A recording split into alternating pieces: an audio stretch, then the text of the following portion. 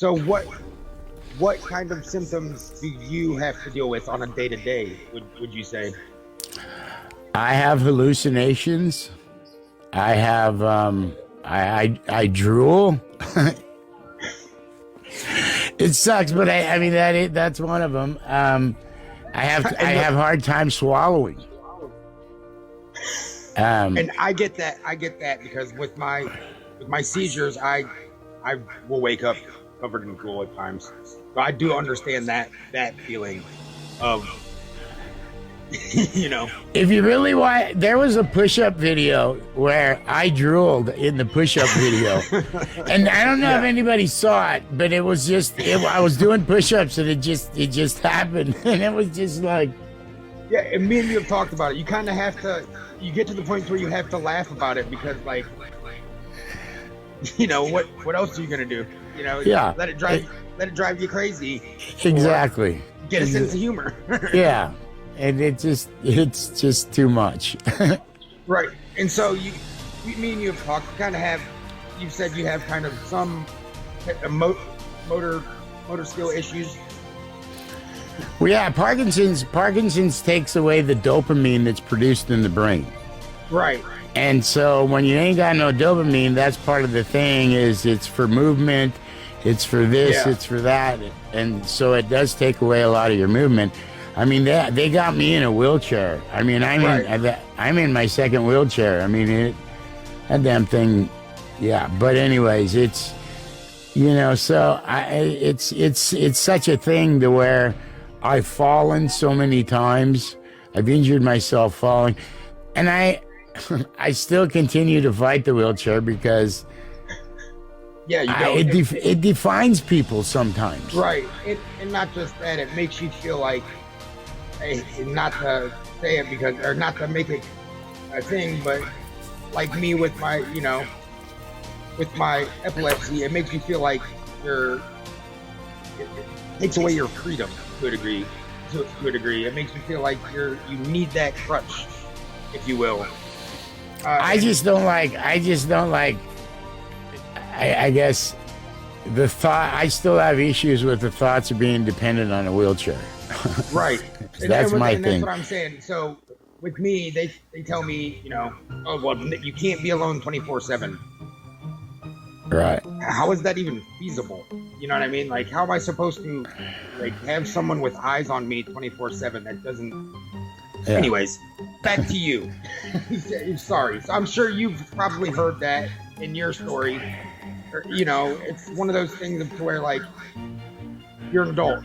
How do they want you to do these things? So I haven't had too much issues with that, really. I've had issues with other things because it's just like I have scoliosis in my spine, and I have degenerative disc disease back there, and my back currently has 3 crushed discs in the L section due to a surfing accident, and they said they won't open my back. So that's part of the reason why I'm in the wheelchair too. Right. But it's just, I haven't had too much of that. People tell me no, and I guess that's why I am, and I do what I do, because it's like, the whole Parkinson's thing is to try to inspire other people with Parkinson's, and to go out there and do. And it's just my thing, I'm a sports guy. I love playing sports. And I just do things differently than what other people do. So I gotta mention this. What's that behind you over there? You got a bunch of looks like a bunch of medals back there. Oh yeah. Yeah.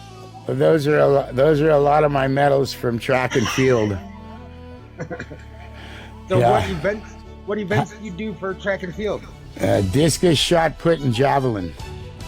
I do know that you're training for Paralympics. I got meets coming up all next month in June, and then hopefully it can qualify for the nationals in July. which I qualify for nationals, and I do good there. That also helps me qualify for the Paralympics. Yeah. So it's all stages. So you're trying to make the best out of your situation is what it boils down to. Yeah. So like that's something that I kind of enjoy in these situations is, people who are in these, what some might call a hard situation, if you will, a hard battle, who turn it into a hopeful situation. Like they don't give up. They make the best out of it and turn it into something that's hopeful for other people. Show other people that it's worth it to continue on and keep going, like you. Absolutely. So what? Don't limit yourself. It's just like I love to paint. Yeah. I love to paint.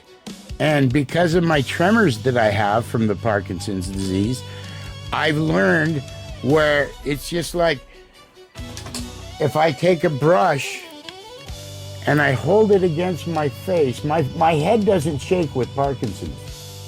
Right. So I can take a brush and I can paint. Yeah, it steadies you. And it steadies me. So you find ways, I like that. You find ways to work around whatever limitations you have. Absolutely. So what gives you that, that fight? That's something that a lot of people would ask. How do you find that in yourself? I know it's hard to answer. Yeah, it is. It is hard to answer. But I guess I feel like, I just have this spirit in me that says, don't stop. Right. And it's hard, because I get people ask me that all the time. It's not an easy question to answer, but I like that answer. It's something that you can't, it's hard to define, but it's just in me. I can't just lay down and say, okay, I got Parkinson's disease and I'm going to lay here and get fucked up and excuse my language, but I can't do that. I can't do that. That's not who I am.